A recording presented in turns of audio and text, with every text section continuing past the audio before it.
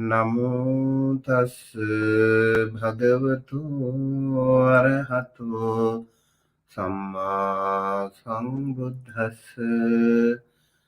Namo tassa bhagavato arahato samma sambuddhassa. Namo tassa bhagavato arahato samma sambuddhassa. Honor to him, the Blessed One, the Worthy One, the fully enlightened One.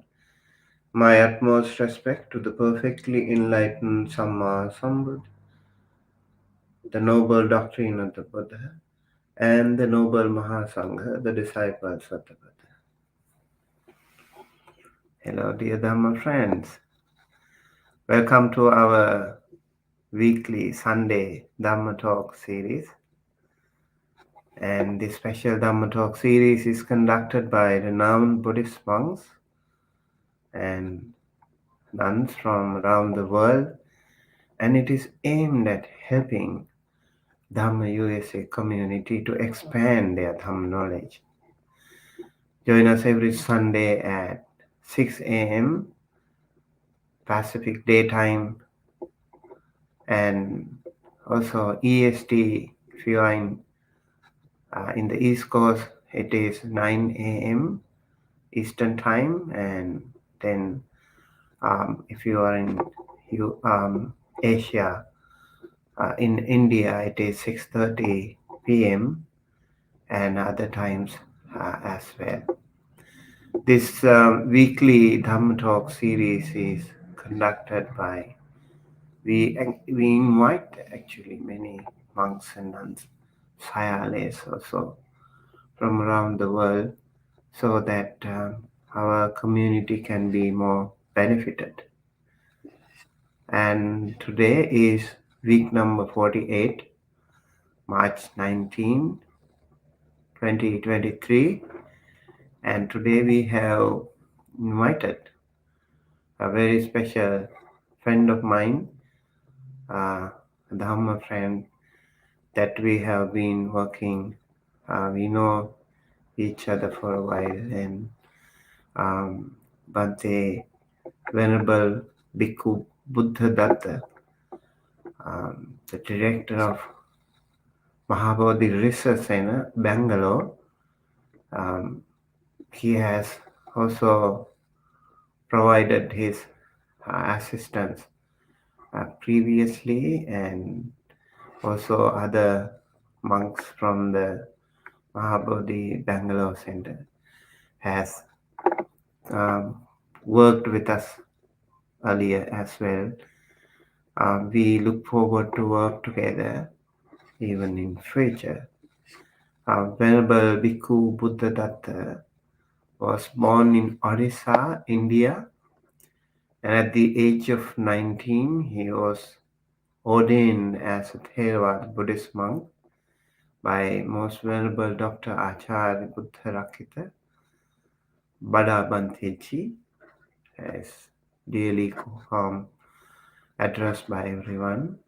And Venerable Dr. Acharya Buddhadatta is one of the foremost and erudite Buddhist scholars and the founder of Maha Bodhi Society, Bangalore.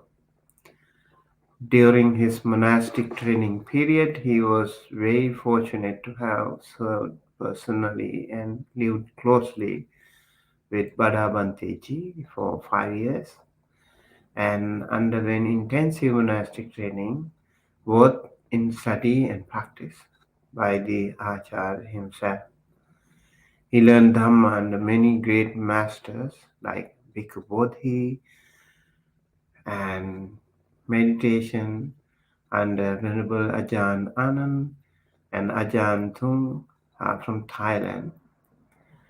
He has also a master in Buddhist studies, so he is both well trained as a Buddhist monk, both academically and in practice. Venerable Buddhadatta is an active Dhammaduta who has worked in many Maha Bodhi centers and rendered his service in different fields of Dhamma.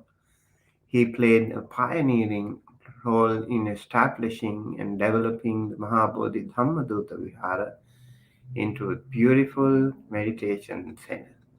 From its inception, while he was in charge from 2013 to 2015.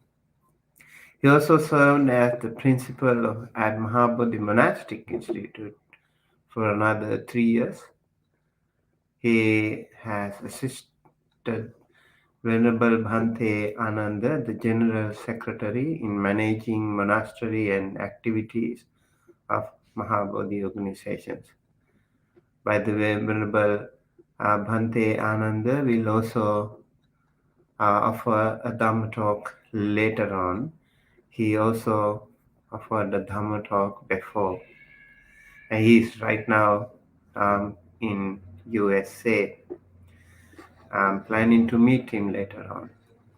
At present, Venerable Buddhadatta serves as the director of Maha Bodhi Research Center, Bangalore, a pioneering center for higher Buddhist studies, envisioned by Acharya Buddhadatta, which offers 1 year diploma, 6 month certification course, 3 months course, and PhD programs in Buddhist studies.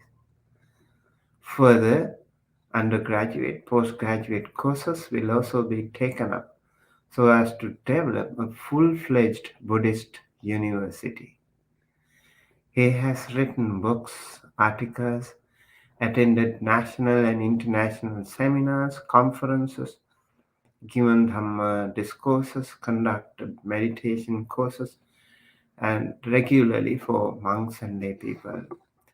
He has traveled many places in India, Asia, and Europe to teach Buddhism and meditation, firmly committed to working in the footsteps of the supremely enlightened one, the Buddha, Samma Sambuddha, and his teacher Pujya Bhante Bada Bhanteji, with the mission to spread the universal teaching of love and compassion, to bring back the light of Dhamma in his motherland, India, and abroad for the welfare and happiness of the many. Dear Dhamma friends, and we are so delighted to have Venerable Bhikkhu Buddhadatta. Hello. Hello, Bhante. Namo Buddhaya to you and greetings to you from Maha Bodhi, Bangalore. Yeah, very nice to see you one more time, and also my respect to your Bhante, and also all the monastic members of Maha Bodhi Bangalore. And I am so impressed the kind of Dhamma service that Maha Bodhi Bangalore is doing currently. Especially when I heard like you are planning to have a research institute and also start a university, full-fledged Buddhist university. I'm so happy to hear that.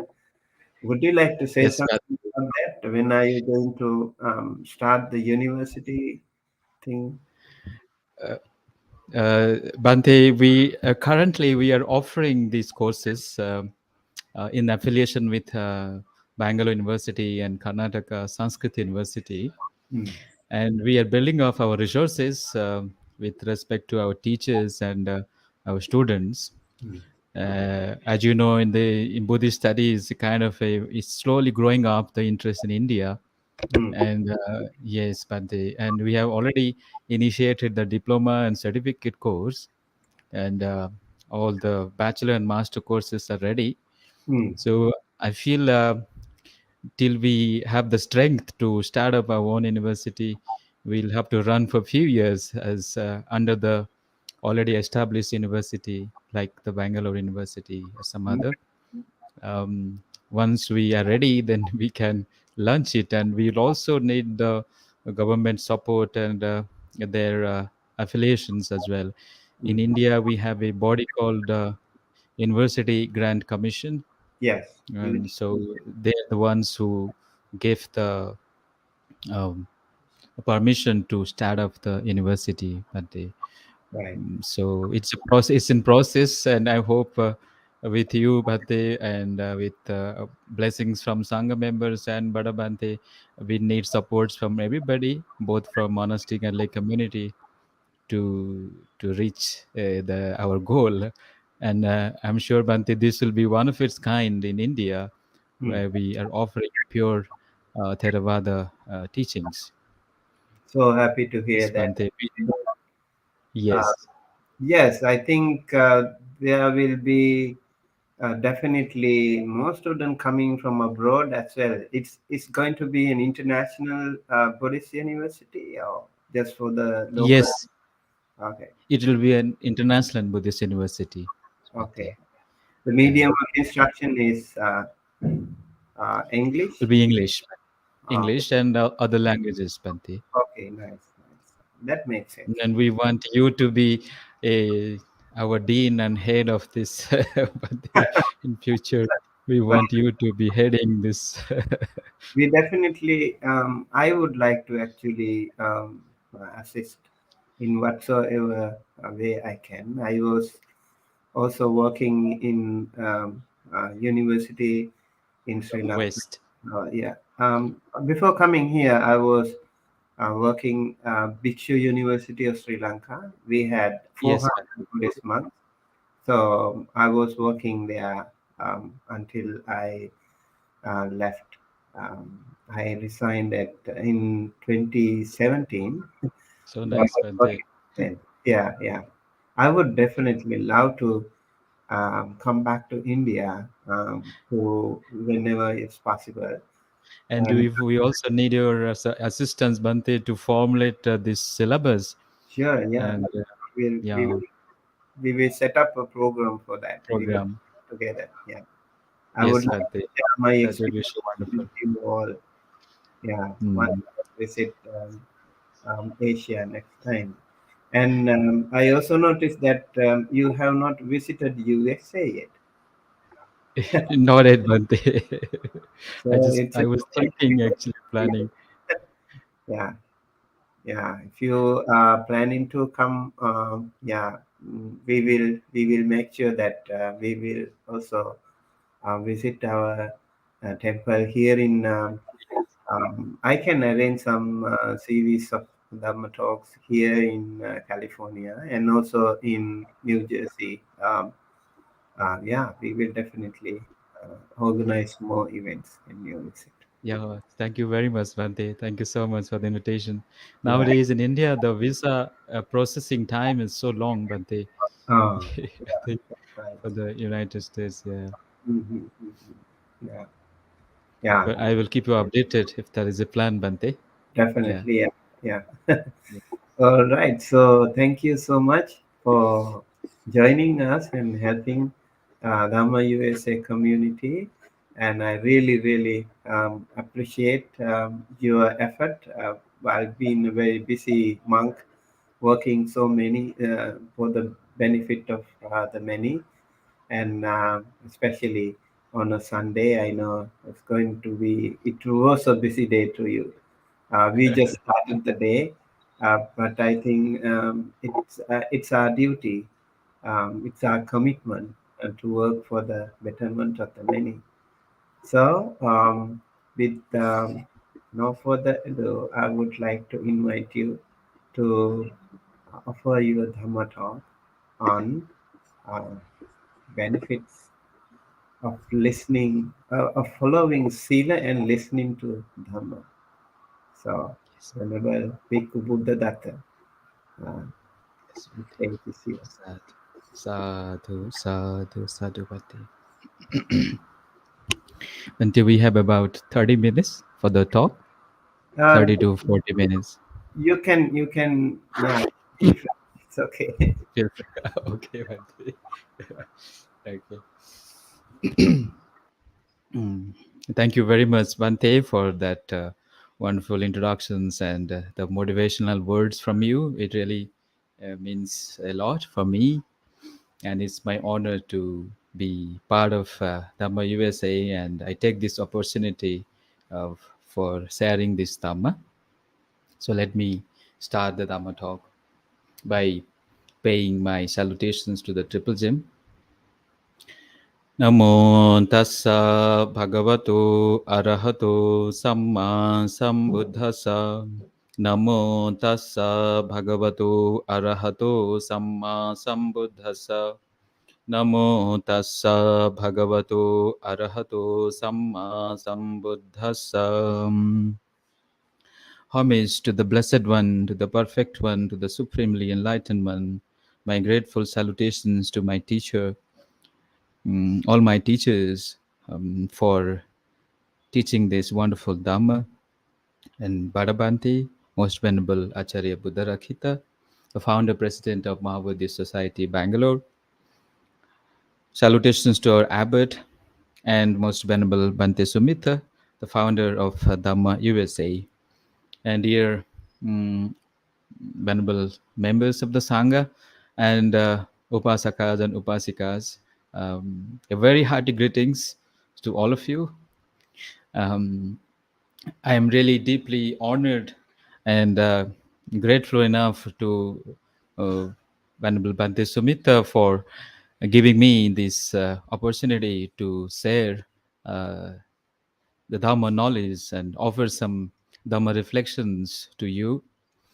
And I'm equally grateful to Bhante and the wonderful organization Dhamma USA, which is offering so many activities, Dhamma activities, for the benefit of everybody, not only in the US but in India as well. Bhante's this Dhamma Reach Out programs is helping so many people around the globe, and I always consider Bhante Sumita as my Dhamma friend, uh, and very close to my heart and too close to Maha Bodhi always. And he's been a very inspiring a teacher to so many people in Dhamma USA, for offering meditation, Pali classes, and counseling programs, and many other things. So I'm very thankful to Bante and the monks of Dhamma USA and all the team members who are working tirelessly to make these things possible. So I will start this Dhamma talk today with with reciting a verse from the Pali. Silena sugating yanti, silena bhoga sampada, silena nibbuting yanti, tasma silang visuddhaye. Now, today's topic, we're going to discuss about the benefits of following the precepts and benefits of listening to the Dhamma. Whenever a laypersons or the practitioners, they visit to the monastery and they undertake these 5 precepts, and these 5 precepts are the very foundation of all the Dhammas. As the Buddha himself said, like Sila is that which gives freshness to our mind. Sila is something which gives freshness, like it's kind of a rain. When there is a rainfall and you will see the fresh and lush green everywhere. Likewise, Sila gives freshness, and Sila is the very foundation of all Dhammas. Sila leads us to happiness and welfare in this life as well as in the next life. Sila brings about wealth and prosperity in our life. Silena sugating yanti, silena bhoga sampada, silena nibbuting yanti, tasma silang visuddhai. Why one should purify his and perfect the sila? The ultimate goal is to achieve the purification, the final purification of mind, leading to the leading to bodhi or enlightenment. But in the process of purifications, we also get a lot of benefits. As I said, Sila will paves the way for a happy destiny. It gives a it becomes a condition for our progress in this life and in the next life.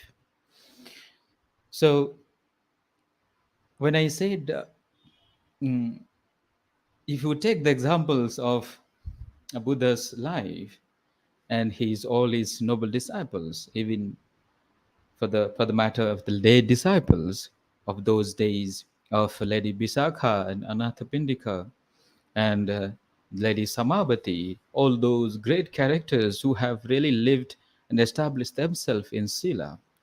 And for them, the Sila Dhamma is so very natural because they are already enlightened.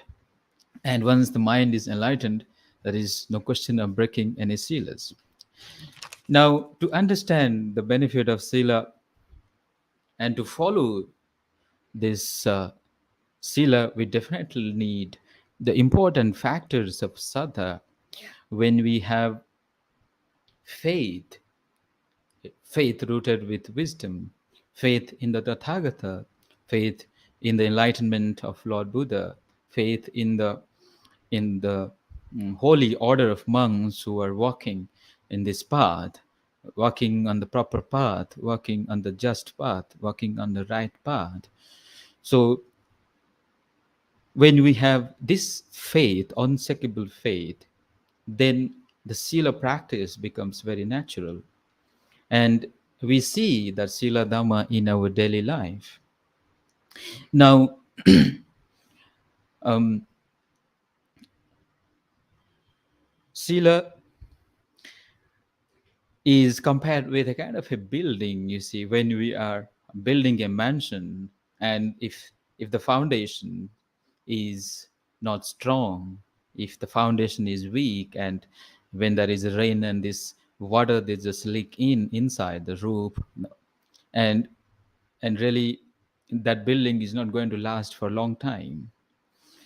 So likewise, for developing our mind, or for to promoting our mind to achieve peace and happiness, we have to have this foundation of morality. Now,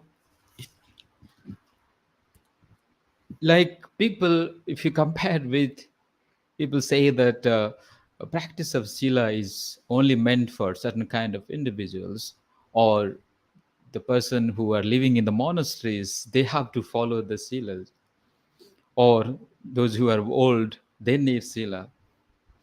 But it is actually not the fact. Everybody, everyone needs sila, because nobody want others to kill, nobody want others to kill us or steal us or harm us. Everybody wants to be trusted. You want to be trusted to your family, you want to be trusted and worthy to respected to your family members and the society. You expect that people should speak truth, they should be truthful in their actions, in their speech. So this kind of thing will only be achieved when we practice sila in our everyday life. For example, some people, like the younger ones, they they attire themselves, they wear a different kind of clothes to make themselves beautiful, they present themselves nicely. Similarly, the children have their own kind of dresses and clothings. The old folks have their own kind of dressings. But in the practice of sila, no one need a kind of this kind of clothings. Sila is a kind of a universal quality, and it is applicable to everybody, irrespective of age, or whether you are young or old or middle aged or anyone. So practice of sila is good even to the end of the life. In Dhammapada, the the holy scriptures of Buddhist Dhammapada, the spiritual classic, the Buddha says, Sukha Yava Jara Sila. It is good to practice, uphold the Sila till we all grow old, you see. So to practice the Sila, it makes our character, makes our conduct more beautiful, more refined, and more respectable. It is kind of wearing very beautiful jewelries, beautiful clothes, and you naturally looks beautiful because your conduct, your virtue is so very perfect. So coming to the benefits of the Sila that Buddha mentioned in Parinibbana Suttas, if you have read the suttas, that what kind of benefits one would get. And we'll also look through that what kind of dangers or the disadvantages, demerits one would get by not following, or the drawbacks of not following the precepts. Now, a person who actually follows the Sila, he is actually a rich person. Buddha said that he will have no difficulty in acquiring wealth. That means his wealth will increase because he is diligent. Through his diligence, this Sila will help him to accumulate more wealth and possessions, and it is he will not lose them. And a person who follows the Sila, he will have very good reputations, because in the Dhammapada, the Buddha said, mm, the fragrance of virtuous people, they spread far and wide, even on up to the realms of divine world. So among all kind of fragrance, the fragrance of virtue is by far the excellent one, by far the supreme. And this virtue, Sila Gandho Anuttaro, Buddha said, the virtue, the fragrance of virtue is incomparable, and it reaches to far and wide, it spread far and wide.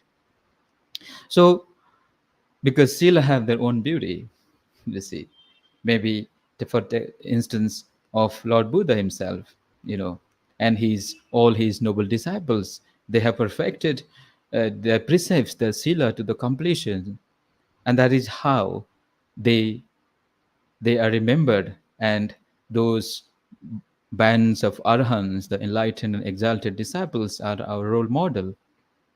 So those virtuous people, those virtuous beings, enlightened ones, who have lived their life such a way that they are our exemplars. And a person who really follows the Sila, he will be ever confident.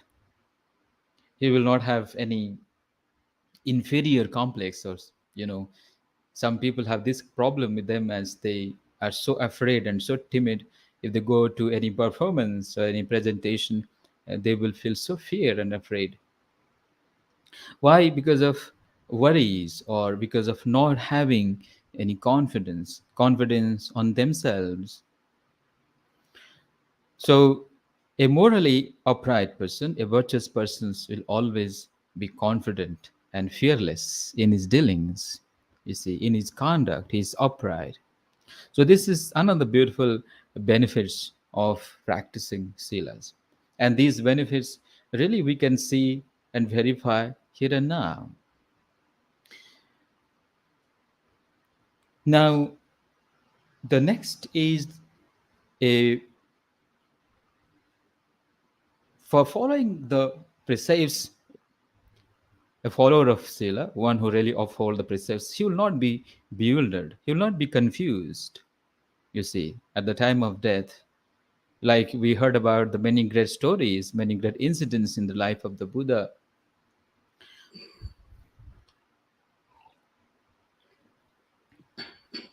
Like, for instance, the example of Dhammika Upasaka, and he was at his deathbed, but he such a morally upright person, and he lived his life so virtuously.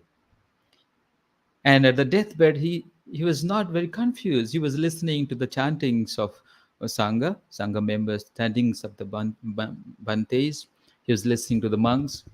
And then he saw that all the divine beings from the six different uh, Devalokas, the divine realms of Tavatin, Satushita, Nimanarati, Paranimita, Vasavati, and so forth, these deities are ready with their chariots, and they were calling Dhammikopasaka to come to their abode. They're inviting him to be reborn in their realms. But Dhammika Upasaka, he was very intent on listening to the Dhamma. He was very mindful and diligent. At the time of his death, he was not confused anymore. And whilst he was listening to the Dhamma and while contemplating on the Dhamma, he passed on and he was reborn instantly in the realm of Tusita. So, in this story or in this case study, we can see a practitioner of Dhamma who lives happily till the life's end, till he dies and reborn in a good destiny, in good happy planes.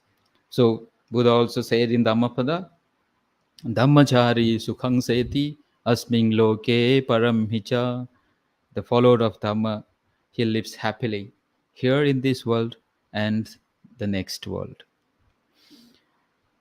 So Sila is that when you uphold the virtue, when we respect the Silas, Sila will protect us. So when you look after your own precepts, and your precepts will look after, and they will give these wonderful benefits. And at the end, after death, after anyway, this present life is also momentary. And when we set up our life on the right path of path of Sila, when you try to fulfill the perfections and build up your merits through following the Silas, naturally the you safeguard your future life as well. Like in this case of Dhammika, or even Visakha, or even take the example of many other great lay devotees or lay disciples, who some of them are already enlightened. They reach up to Sotapana, the stream entry. They reach up to Saktagami, to non-returner, or even to once returner, Anagami. And some of them even gained arahantship, like the Buddha's father himself. So when the right time comes, when you build up your paramis like that, you see, you build up your silas, and this through the practice of sila, when you look into your mind, you make a mind happy, you make a mind peaceful, and you see through wisdom the noble truths. You see, then once your paramis are ready, and once you are ready, and you will also see and realize the Dhamma in your life. So these are the five benefits. If I want to summarize them, the first benefits is that increase in your wealth, because a silavanta, a person who follows precepts, he is diligent, and through his diligent effort, he his wealth will only increase, not decrease. Then he will have very good reputation. You see, I gave an example of the fragrance of virtue. We have fragrance of flowers, you see, and but the fragrance of virtue even more greater, and it reaches far and wide. Good reputation. Then the person is very confident and not very timid, because he is complete with his mindfulness. You see, take the examples of Lord Buddha himself. You see how he preached the Dharma, how he addressed to the monks, the monastic community, how he teaches Dhamma so immaculately and so excellent in the beginning and middle and the end. So confident, you see, it develops confidence in yourself, and a person is not even confused when he is at the deathbed. He'll have peace of mind, and after death you'll be reborn in a happy plains. So these are the benefits of following precepts, you see. Now So we conclude here that following precepts is not about only young or old people. You see, it's a good practice to follow even the younger ones, or from the young age to the old age. Sila is a good practice.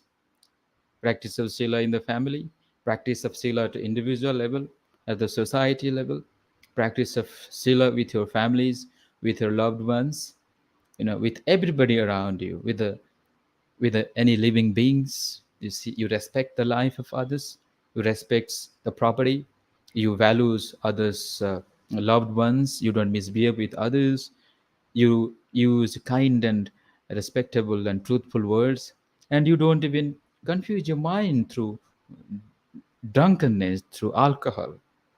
Because a person who is drunkard, a drunken, he will really lose an opportunity to practice Dhamma. He will not have opportunity to develop his mind. We have enough drunkenness already. You see, in the society, we have already drunken in greed and hatred and ignorance. Every day, our life is governed by this this madness, this drunkenness. You see, because we see all the different kind of moods and emotions every day. So a person should give up that.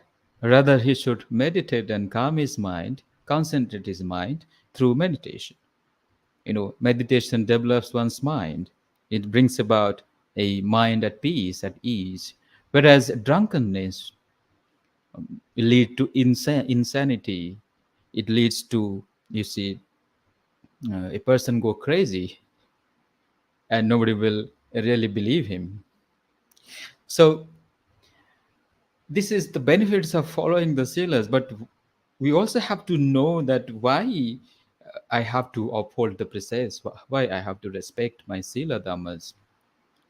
We also see the dangers, because a person who is really habitually engaged in killing or stealing, or even breaking the five precepts, he will have to mm, face the consequences.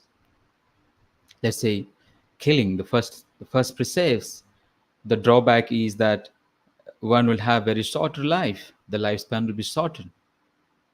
you know we come across of such cases whereby, in which we see that the beings, even some of the humans, even though they are human by body, but they are not human in their mind. They are so merciless, you see, so cruel, full of anger and hatred towards others, and they just keep mercilessly killing the beings. So, and having performed that, this will shorten, their lifespan, you know, ayu. You see, they will have very, very short ayu.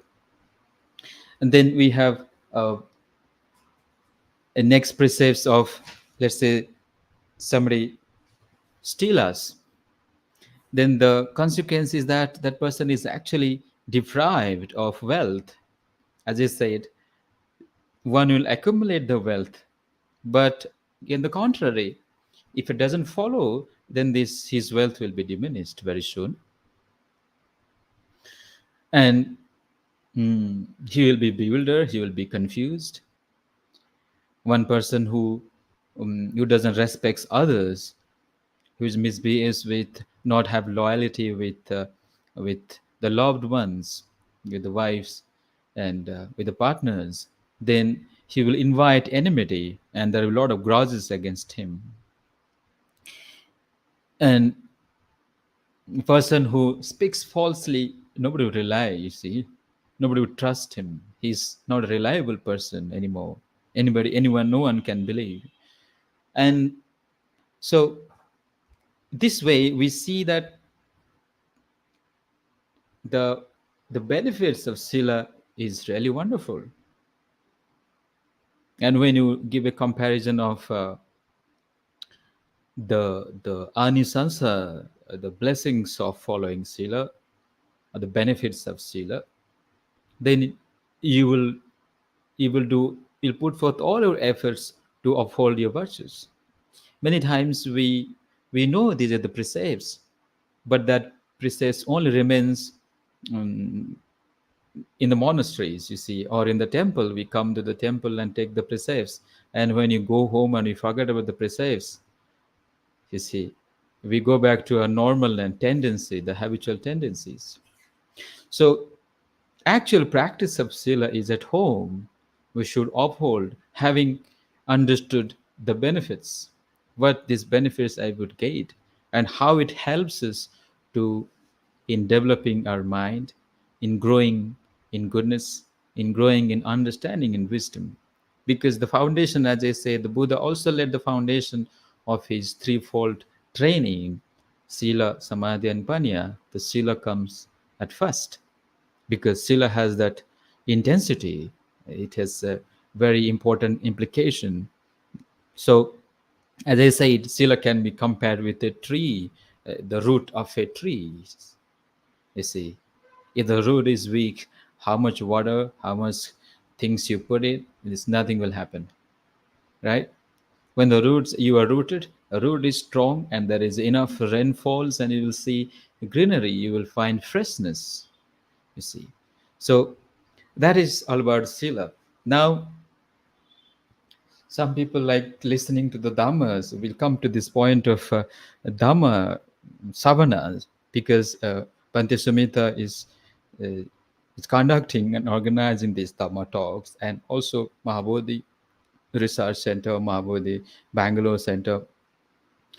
Every Sundays we're offering this dhamma dana and many other occasions. You see, so dhamma dana is indeed a great act of merits, you see, and it is an indispensable part in monasteries or even in Bante's life, even for the lay people's life, you see.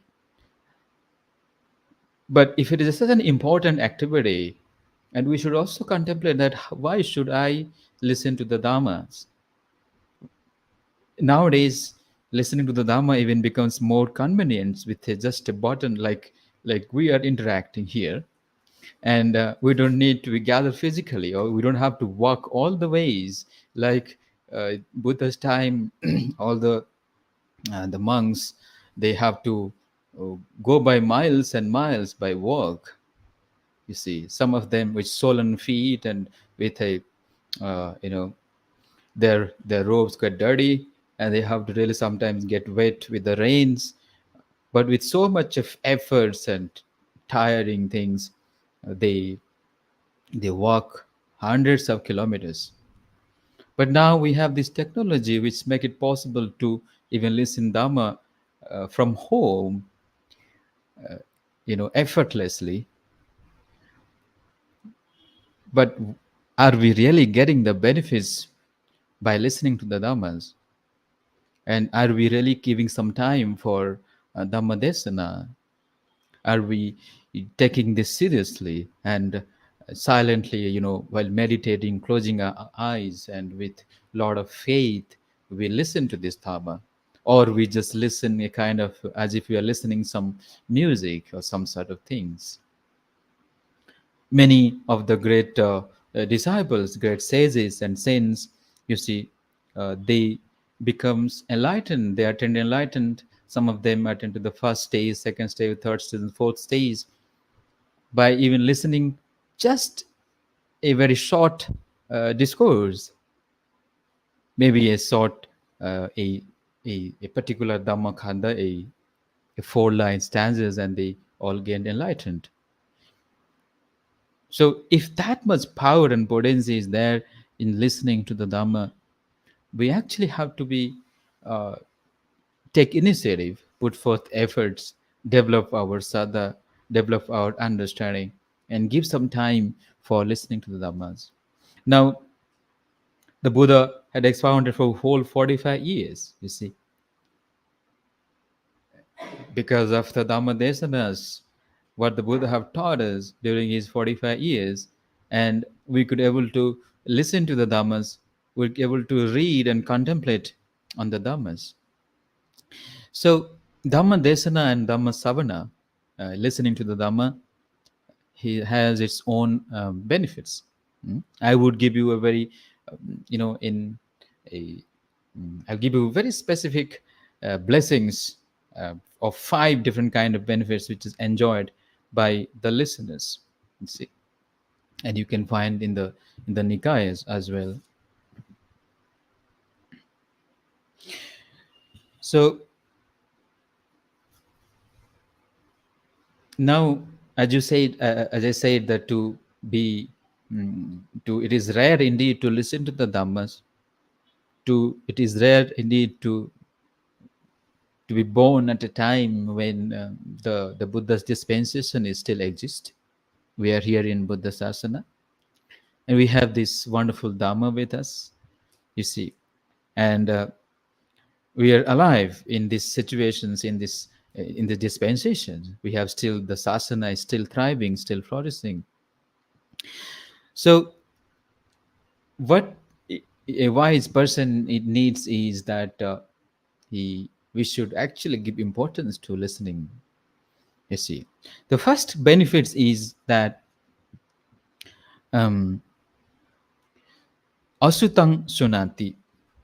It is in Pali. Asutang sunati, sutang pariyodapeti, kankha vitarati, ditti ujukaroti, chittang sampasidati. So this is from the Nikaya, from Anguttara. So the first benefit is when, say, you are listening to the Dhamma, to the discourses, the first thing you hear is something which is striking, something which you have never heard before. Some new spark of wisdom will arose in your mind. Whatever you have not heard before, you hear it. Like the Buddha says, Pubbe ananusutesu dhammesu. In the first discourses, there says, Pubbe ananusutesu dhammesu, chakhung udapadi, jnanang udapadi, panya udapadi, vijja udapadi. So you hear, when you come to the monastery, you hear not about the worldly affairs.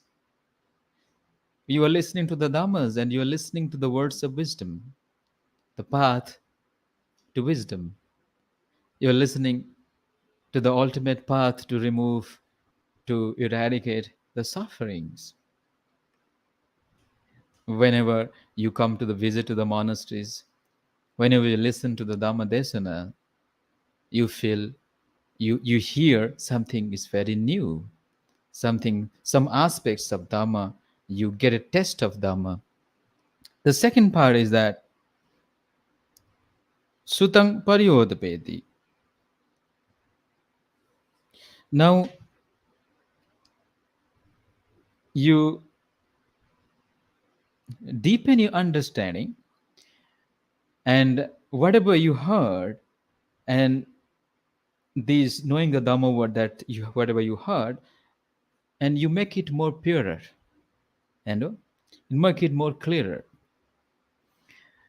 Say over the times you listen to the Dhamma, but each time you listen to the Dhamma is a different thing altogether. Say you might have heard about Panchasila, but when you listen to the Dhamma on the benefits of the Silas or benefits of meditation, you meditate regularly. But each time you meditate, you'll have a new experience. You'll have more purity. The Dhamma which you have listened, it becomes more purer. It becomes more clear.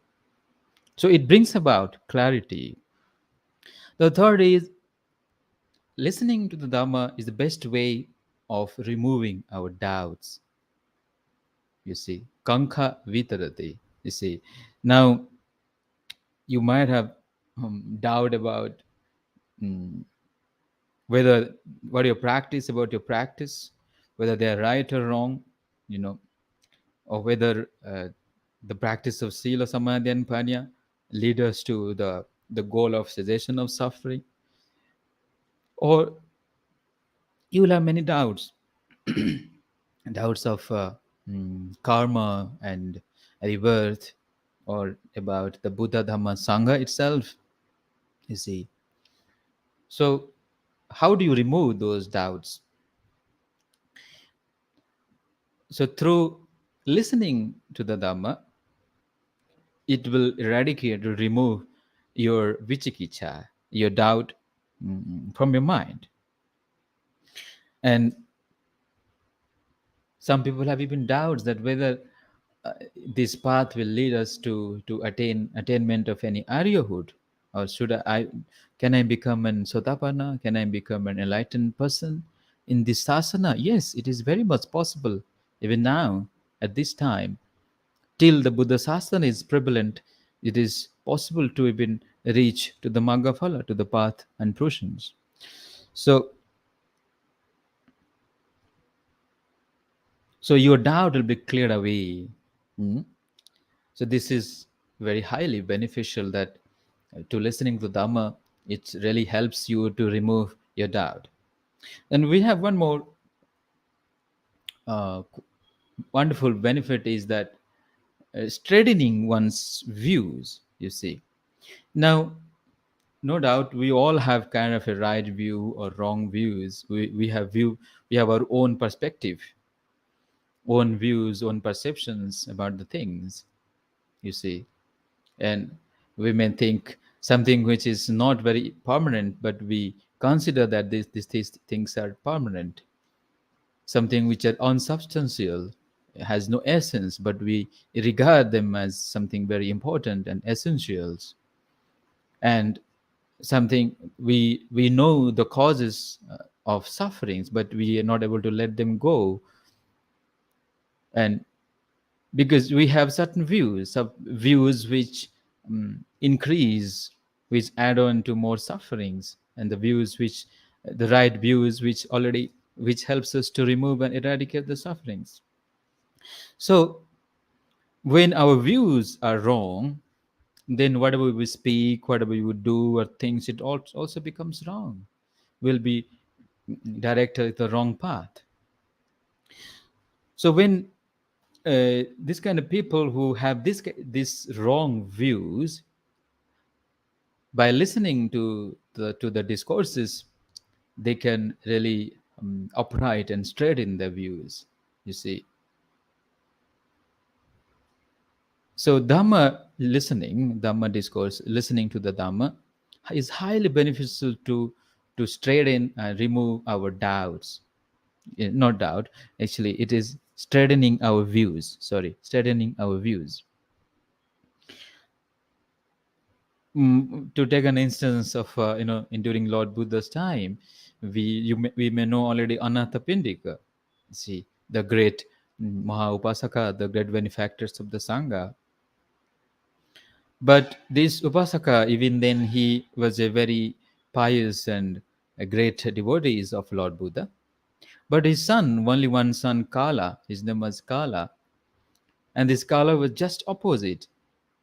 He is not following his fathers, but he will never go to the monasteries or listening to the Dhamma, or even paying respect to the Sangha, or doing some merits. He doesn't believe in that. But because he has already some views in him, rooted in him, that these things will not be beneficial, you see. And listening to the Dhamma, these kind of merits, visiting the monastery, will be of no use. Even nowadays people believe like that. But these are all rooted with wrong views. This does exist, the karma, the good actions does exist, and the result of that good action does exist as well. And when you started to realize the benefits of dhammas, the fruits of dhamma, then absolutely you have no doubt. Your views, your wrong views, will be no more there. You have clear understanding.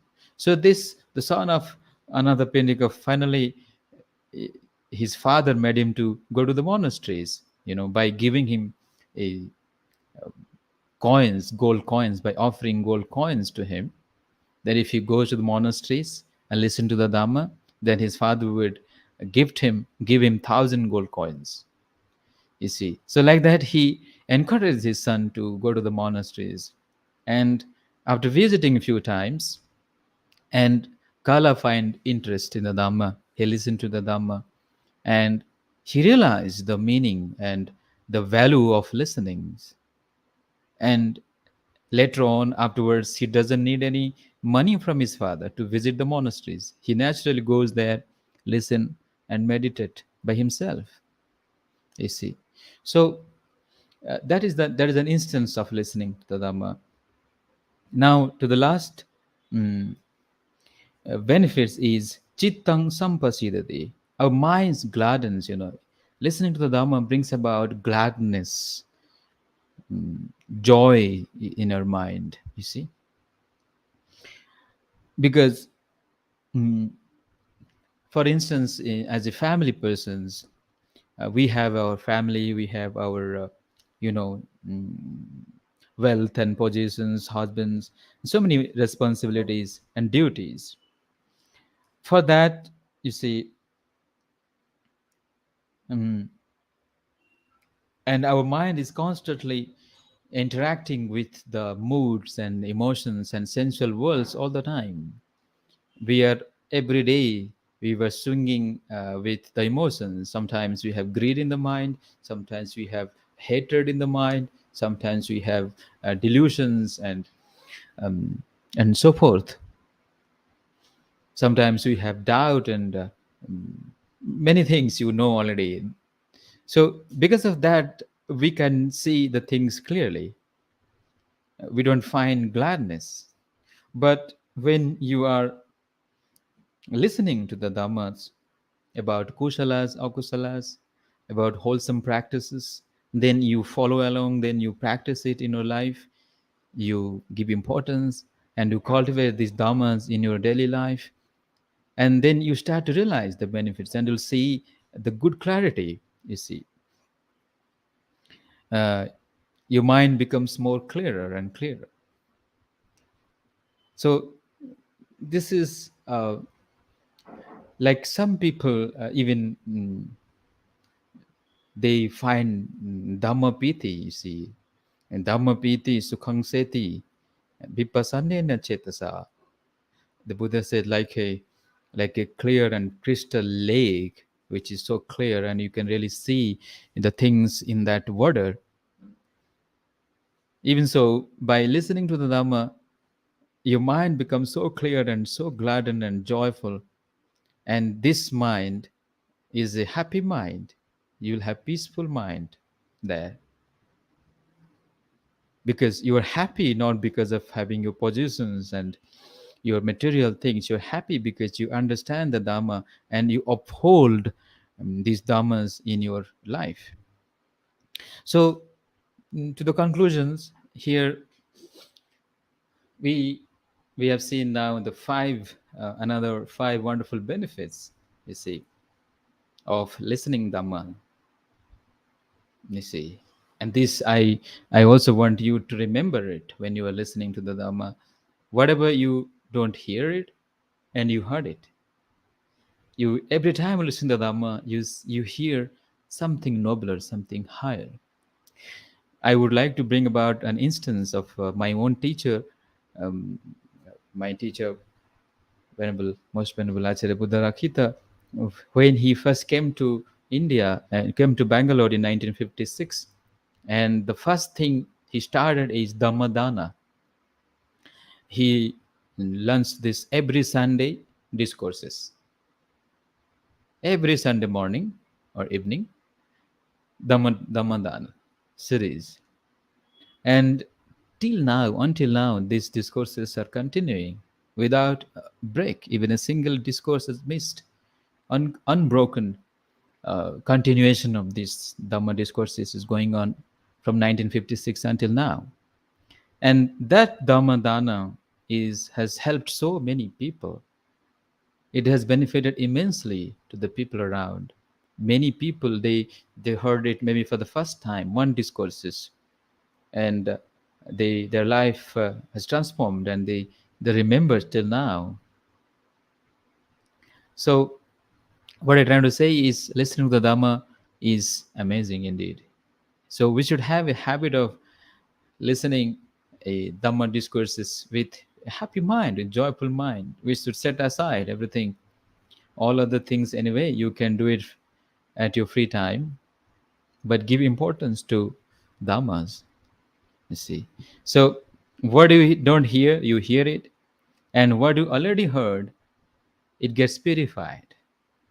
You see, you get purified and refined. And it removes your doubts. And then it brings about, it brings straightening your views. You know, if you have wrong views, michaditi, you see, then this will be turned into samadhi. Dhamma listening helps in samadhi. And the fifth factor, as I just mentioned, it brings about clarity. Clarity, you know, or gladness, just like a still water, just like a lake.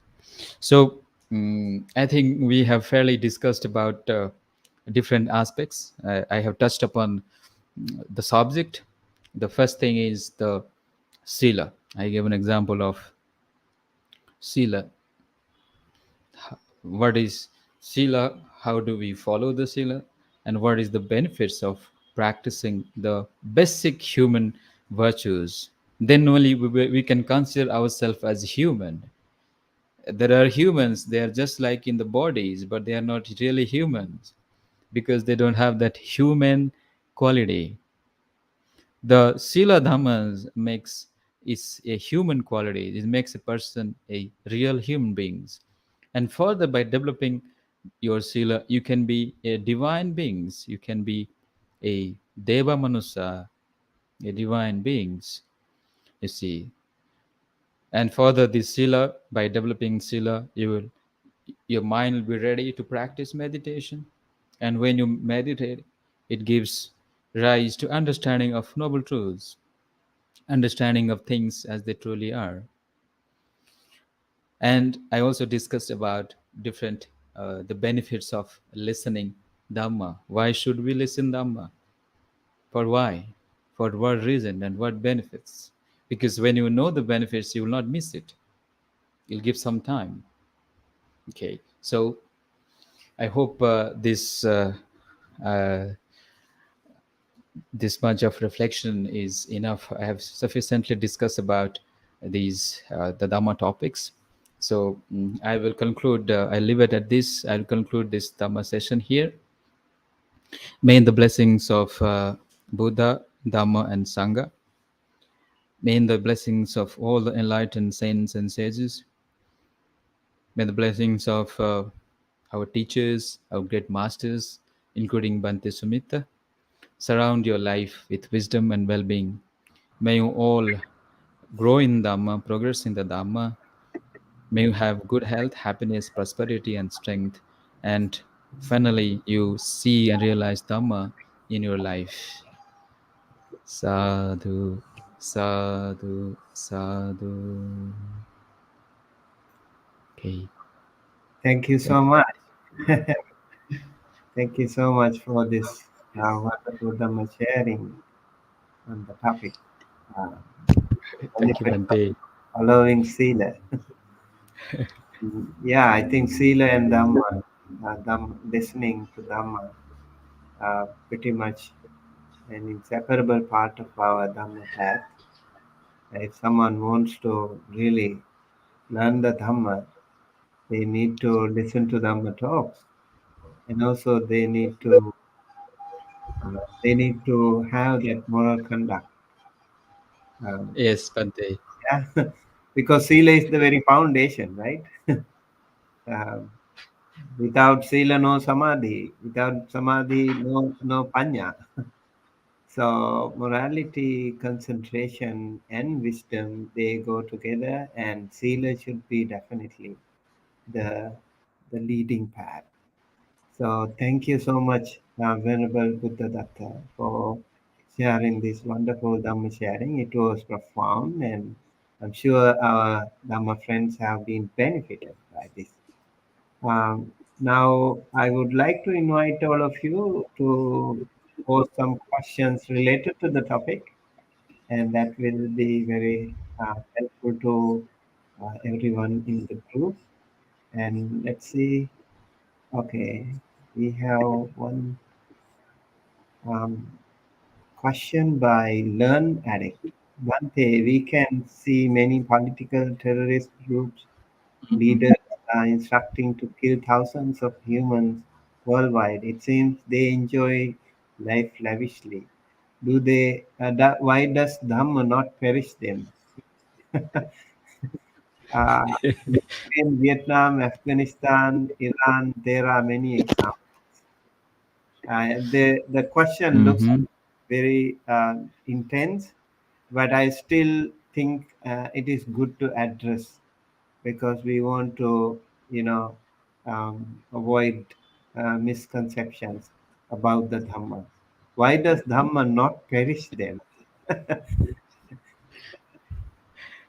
Uh, so, Bante, uh, I think they will not be escaped from the karma if we take the philosophy of Lord Buddha. You see, in fact, they are now suffering because of these kind of activities of the terrorist groups and leaders who are killing themselves. And if you imagine their mind, the state of mind which they go through when they do this kind of mass killings, you see, uh, they may not be getting the result of present life, but surely the next life will not be a happy destiny. So here Dhamma will perish in the form of their karmas. The karma will follow along. The karma will give the results pertaining to the gravity of the karma. For instance, these people who do this kind of karma, which is against the sila practice, and when they born to the next life, they will be die miserably, or they will have very shorter span of life. You see, and further down, they will never follow any silas in their life. You cannot see any silas in their life. So mm, that is my view on this question. Bante, you may add something. Yeah, I think first of all, in Buddhism, we talk about panatipata veramani. We abstain um, from killing any living beings. So we don't have any intention to kill. In Buddhism, in particular, we very highly recommend and prescribe people to be harmless and peaceful. Living together with everyone is important, Yes. especially today. If you want to talk about people in the modern era, a lot of people want to do business. So if you want to do business, you can do business internationally as well. So you want that coexistence, peaceful coexistence. If there are wars, if there are fightings, if there are enmities between each other, that will also affect your businesses. um, Yes. that's actually modern sense. But apart from that, it's so important that we want to be harmless, peaceful. If you are aggressive, you actually show threat to them, and then even the animals don't feel secure, right?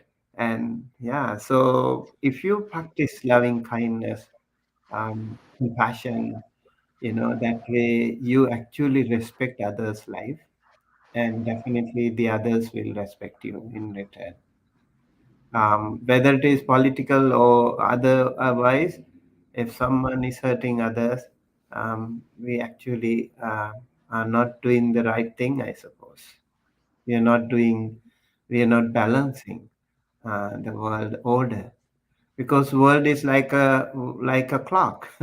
It should go in order, right? So we have no right to take the other's life, or we have no right to violate the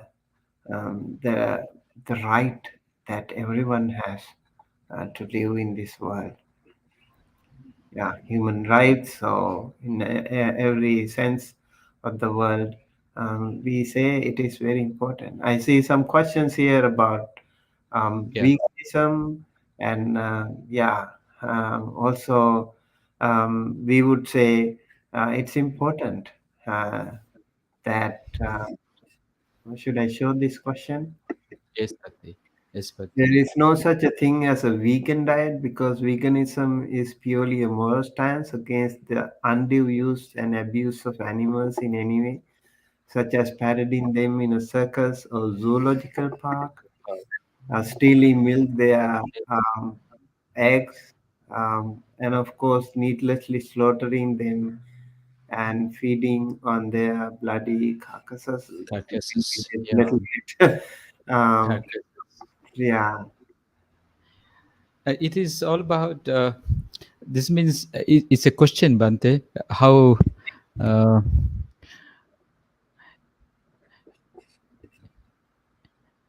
I think it's it's like good. it talks about um, the undue Yeah. advantage people use, um, but it's important to be compassionate, kind to every sentient Yes. being, right? Kindness. Right.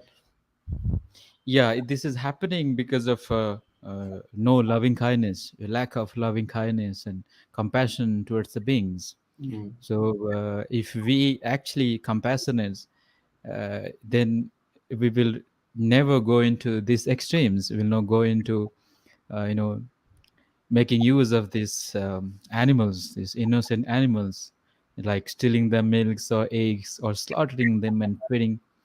So, uh, here, uh, yeah, it is a matter of ethics, Buddhist ethics. And when you follow this ethics in our life, and let's say an individual who follows it, and he can inspire the families, he can inspire the friends and society. And the Buddha's ideal society is based on non-violence, you see, and practice of love and compassion. And so that is my view on this question. Yeah. I think The Buddha also lived in most of the time in the forest, right? forest, yeah, and respecting the beings, all beings. and he did not have any question living with the animals harmoniously. And he didn't have malaria. He didn't have dengue. He Dengue. didn't have snake bite. This is amazing. Like they didn't have like proper cooties. So it was like under the trees or inside the caves. He lived like years without having any problem. So animals can also feel the amazing power. Feel the love. Yes. Yeah. Yes. So, as humans, we definitely have an upper hand in working more, but we should remember that the world does not belong to only us. World belongs to everyone. Biodiversity is such an important thing in life. So, Yes. in this world order, we need to make sure that we respect all sentient beings. We say in Buddhism, "Sabbe satta bhavantu sukhitatta," right? Right. So every sentient beings, whether they are Buddhist or whether they belong to a particular community, it doesn't really matter. We all have the right to live. That's very very important. Very rightly said, Bante. Harmony. I would Hmm. promote this harmony Yeah. among all living beings. Right. For And example, sometimes we have to. Yes, Bante. Sorry, well, Bante. in India, there are so many ethnic groups, people speaking so many languages, and they all live together with that beautiful unity in diversity. So it's really amazing. Like I noticed that in India, we learn a lot of things about this unity in diversity scenario. Here in USA also we have so many people from so many different countries, immigrants from all over the world.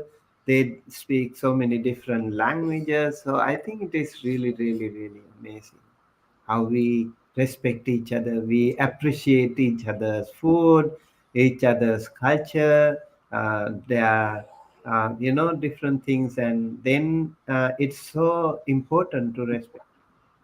Yeah. We have another question from Lakshmi Govind. Children spend most of their time in schools. If Panchasila is introduced in the syllabus, I think Sila is the foundation. Will be the strings. Please throw some light on this one. Yes, I would say that introducing syllabus in the schools will be a secondary step, but we have to introduce in the family of in our own family where uh, mothers or fathers they should bring them to monasteries instead of going to the schools. That is one part. Yes, yes, of course, the school they should learn the education, but now we have a school at home. Why don't you teach them at home, or why you should bring them to to the monasteries and give them this value education, uh, which would be really beneficial to the children. At the same time, Mahabodhis, we have also started Mahabodhi schools in Mysore. Maybe Bante perhaps know that Mysore, we have a school, and in that school, this Panchashila is a very important part of their life. And we introduce them the Panchashila. Every day they have to come to they will take the Panchashila. Mm, They will meditate for some time. They will join the chanting with the monks. We have monks there. mm, So like that, a value oriented education mm, which has been given in my Mahabodhi schools with along with the natural curriculum, whatever we have. So this model can be applicable to other schools, and in the northeast we have some schools, Mahabodhi schools. There also we introduce the same thing. We have in the hostels they learn this. In the school, if they go, they will take refuge at the Sarana and Panchashila. mm. So I think you brought a very important, valid point, introducing these things, and maybe some people just worry about the word, maybe the Panchasila or something like, Mm. oh, this is very Buddhist. Then, if you think of all these five precepts, I don't know if there is anything called like so-called Buddhist. Do we really? It is universally applicable. It is so important. Like the first precept is not to kill anyone. It's amazing. And then the second one is not to steal anything like from the others. So you respect others' life, you respect others' property. And the third precept is you respect others' family life. That's very, Family. very amazing. And then the fourth one is being truthful, sincere, honest. So you don't need to be a Buddhist to do that. Everyone can do that. And you will earn a lot of respect from the world around when you become a sincere and honest person. And then the most important thing, I suppose, the fifth sealer, especially today, we need to emphasize this to our young generation.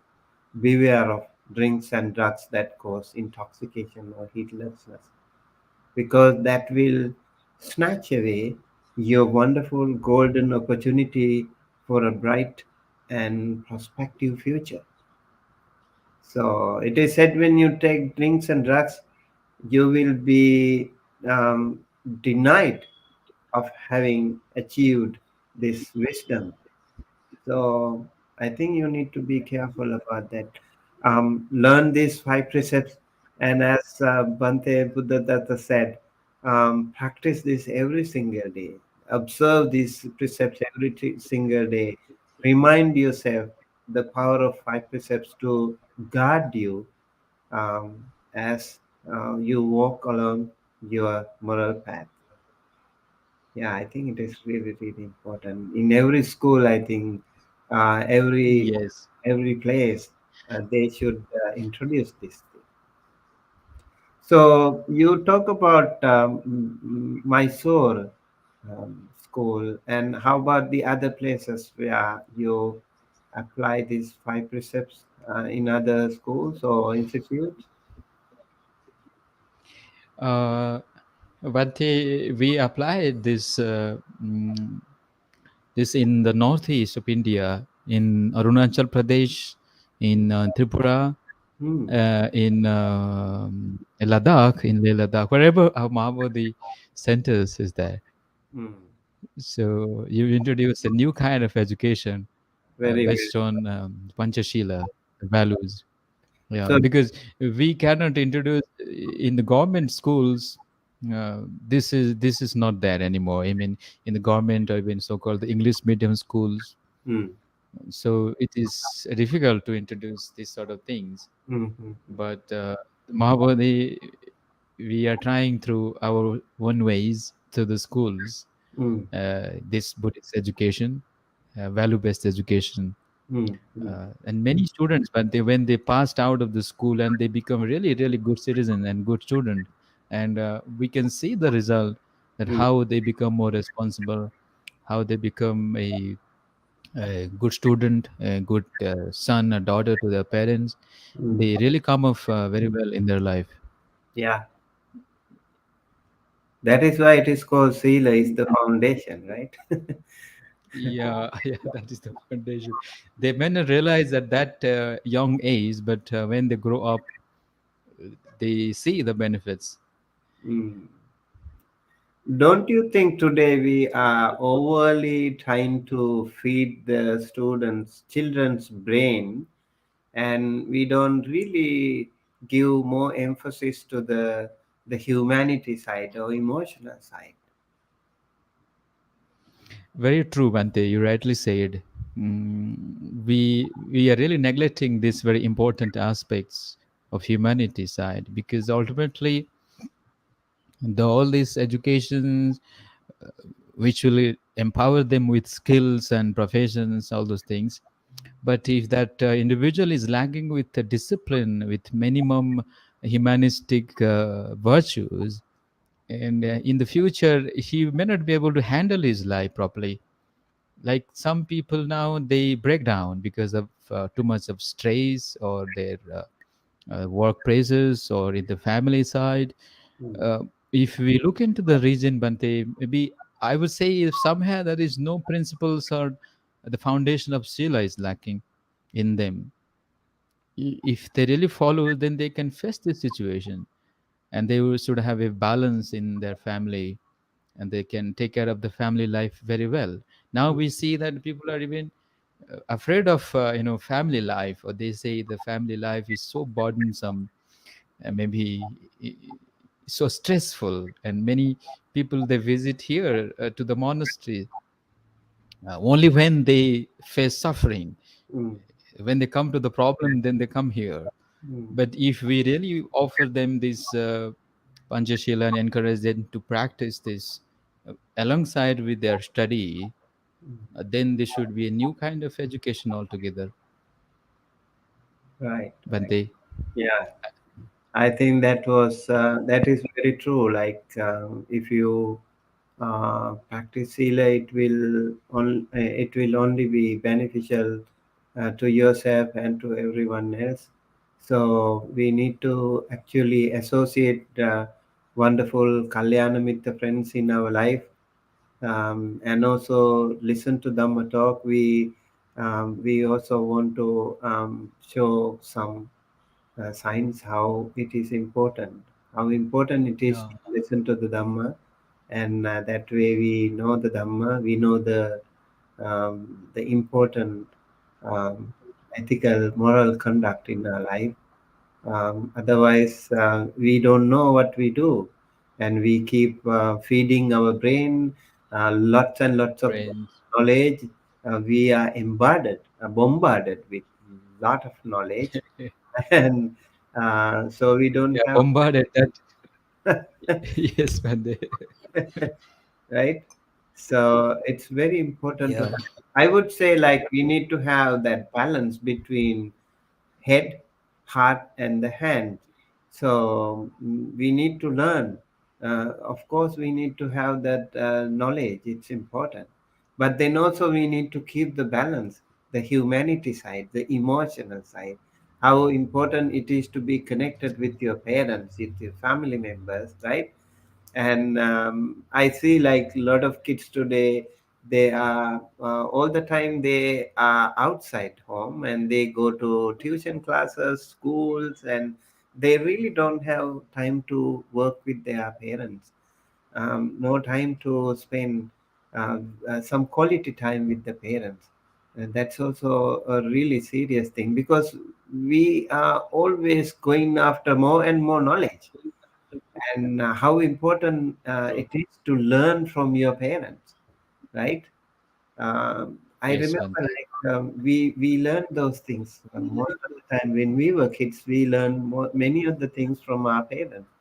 Today, the parents are also busy, and the children are also busy. And then when they come home, they are occupied with the phones or their equipment, and that's really, really unfortunate. We don't have that connection. We have lost that connection. Something is. Yes, Bante. Yeah, the parents also have to be a little bit more mindful and diligent towards the children. Mm, They should have more responsibility. And I would say this is a kind of a sila for the parents to look after the children, mm, give them proper values at the right time, so that when they grow up, they will be a good son and good children. mm. Yeah, Mm. so listening to Dhamma, what would you recommend? Which way is better to listen to Dhamma? There are, because there are so many Dhamma programs, even online. Sometimes it can be really misleading. Some give you, Mhm. um, wrong information. Do you have any recommendation for properly listening to Dhamma? Uh, Do you understand what I said? it depends on. Yes, Bante. Now, I think the person, the listener, now they're pretty clear about the benefits of listening Dhamma. Mm, Uh, mm, but it also matters that what kind of interest you have. You see, uh, like if you like to just listen about meditation and practices, or about the discourses of the suttas. mm, I would suggest that you go to the practical aspects of Dhamma talks, mm, not about the intellectual pursuit. Now we have many teachers. They know whole Tipitaka, and they are maybe kind of walking library. They have everything in their head, but not in the practice. mm, So what do we know want to do is practice and lessen our defilements and remove the causes of suffering. mm, So mm, you should focus on the talks which really gives you meaning, gives you purpose, give you inspiration, gives you motivation, gives you more clarity and understanding. And by listening to the talk, you find peace and you just meditate. you know some talks, if you listen them, then naturally you feel meditate. You just close your eyes and listen to that talk, mm, and each words of the talk is so beautiful, mm, like Bante Sumita's or all those. I mean, I have listened so many talks of my own teachers, and I find him more inspiring.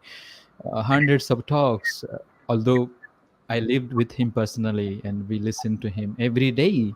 Every day, a small topic, maybe a kind of a menial, very small activity in the monasteries, but that can be a topic for Dhamma.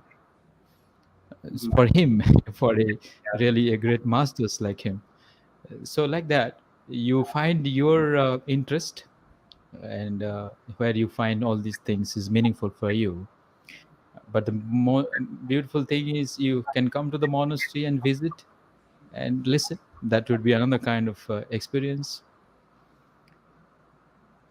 Yeah, during the pandemic, we noticed that a lot of people were confined to their own homes, and they were going Yeah. online. That was also really nice. We have lots and lots of Dhamma speakers coming up, Dhamma teachers. And so that's why we also introduced this Sunday Dhamma Talk series for monastics, Sangha members from around the world, to share their wisdom for the benefit of our community. And also on Thursdays, we introduce these lay practitioners and to share their wisdom for the benefit of our community. I think, yes, I think Bhante Buddhadatta mentioned here the benefits of listening to Dhamma. Like Asutang Sunati, you will listen to something that you haven't heard before. Sutang Pariyodapeti, when you listen to it, you will consolidate your own already established knowledge. That will be very important. Like we repeatedly Yes. listen to the same Dhamma talk, also it's okay. You will listen and you will see that through a different angle next time you listen to. And then Kankang Vitarati, you will remove your doubts when you listen to Dhamma talks. And Chittamasa Pasidati, your mind will be pleasing. You will be very happy to listen to Dhamma talks, because when you listen to Dhamma talk, that will remove your defilements. Your mind will be pure. So Chittamasa Pasidati, that's also very important. Uh, Five benefits are there by listening to Dhamma talks, and I think they Dhamma. are all very important. Remember, when you listen to Dhamma talk, that should not be aggressive. I think that should not really generate some evil spirits like anger or greed or delusion in you. When you listen to Dhamma talk, you should feel compassionate. You should feel peaceful within. um, so you can see, you can judge yourself, oh, by listening to this Dhamma talk I feel much peaceful. I learned the Dhamma and it's very helpful to me. And then you can see, yeah, you need to have that kind of a wisdom skill within you to recognize, oh, this Dhamma talk is for me. Yeah. Yes, Bhante. Yeah. Yeah. All right. I think with that we would like to conclude. I maybe uh, Debarati Banerjee say thank you so much, Bante Sumit, and Bhante. that this Dhamma talk has been truly beneficial. Yeah. I'm sure many people have been benefited today by listening to Bante Buddhadatta's. He's very Oh, compassionate. He's very humble, and I really like his positive and wholesome attitude towards the community, and really appreciate your wonderful commitment and effort, and also being so grateful to your master, the Buddha, and also to your teacher, your Dhamma teacher, Venerable Dr. Acharya Buddharakkhita, a very wonderful monk who has produced these beautiful, wholesome, wonderful, committed monks like Bhante Buddhadatta and also Bhante Ananda, and many, many wonderful monks in the Maha Bodhi Bangalore. And now it has spreaded everywhere. So everyone in India, I'm sure they will all be benefited. And, and these monks are also traveling everywhere to spread the Dhamma, share their wisdom with compassion and loving kindness for the benefit of the many.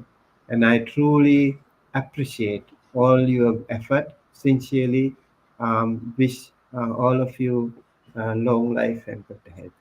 Thank you so much, thank you. Venerable Bhikkhu Buddhadatta, for your time today, and appreciate everyone who joined us today online through this Dhamma Talk series.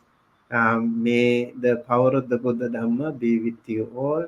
May you all be well, happy, healthy. May you be blessed by the Noble Triple Gem.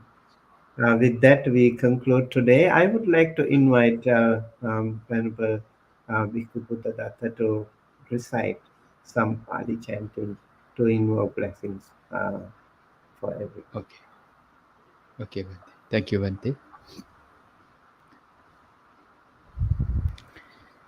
Sabbitiyo vivajjantu sabbarogo vinassatu Mati bhavatu antarayo sukhi dīghāyuko bhava. Abhivadana silassa nityang vadhapachayino. Chattaro dhamma vadhanti ayuvanno sukhang balang. Bhavatu sabba mangalang rakhantu sabba devata. Sabba buddhanu bhavena sada sotti bhavantu te. Bhavatu sabba mangalang rakhantu sabba devata. Sabba dhammanu bhavena sada sotti bhavantu te. Bhavatu sabba mangalang rakhantu sabba devata. Sabba sanghanu bhavena sada sotti bhavantu te. Sadhu, Sadhu, sadhu, sadhu, sadhu. sadhu. Thank you so much, and looking forward to seeing you again with another Yes, Dhamma Bhante. talk. May Thank you, you very much, Bhante. thank you I so much. share marriage with you, Bhante. Yes, May we be happy, healthy, and strong, and do a lot more work for the society, for the benefit and happiness of all humanity, and have compassion towards India as well, Bhante. sadhu, sadhu, sadhu. Always, I'm so much, Yeah. you know, affiliated to India. Yeah, we would always love to visit India and also work with Maha our. Bodhi. Yes, Yes, Bhante. definitely. We want you to, we will meet either here or anywhere, Bhante. We will Yes, definitely work together yes, in this Dhamma path, Bhante. yes, definitely. Yes. Yeah. Thank you So so much. Yeah, blessings to everybody who has joined today. A lot of metta yeah. and blessings to all of you. Thank you so much. And looking forward to seeing you, everyone, and with another Dhamma talk like this on every Sunday. Please mark your calendar. Every Sunday at 6 a.m. Pacific time, and then also India time. It's I think is that 6:30, 6:30 p.m. Right? It's 6:30 p.m. Bhante, Yeah, evening. Yeah. 6:30 p.m. evening, Sunday evening. I hope you will also learn more. You will meet more monastic Sangha members. And on Yeah. Thursday, we also have this um, guest lecture series. You will also be meeting so many wonderful lay practitioners and scholars. And we have Pali classes on Friday and Saturdays and other Dhamma programs as well. Stay in touch with Yes, Dhamma Bhante. USA. And also learn more about Maha Bodhi Maha Bangalore. Bodhi, Yes, Bangalore. they offer so many wonderful courses, and you can learn many, many things from these wonderful monks. And I wish all of you a wonderful day and a happy and peaceful week ahead. May you be blessed by the Noble Triple Gem. Namo Buddhaya. Namo Buddhaya. Namo Buddhaya, Bhante. Sadhu, sadhu, sadhu.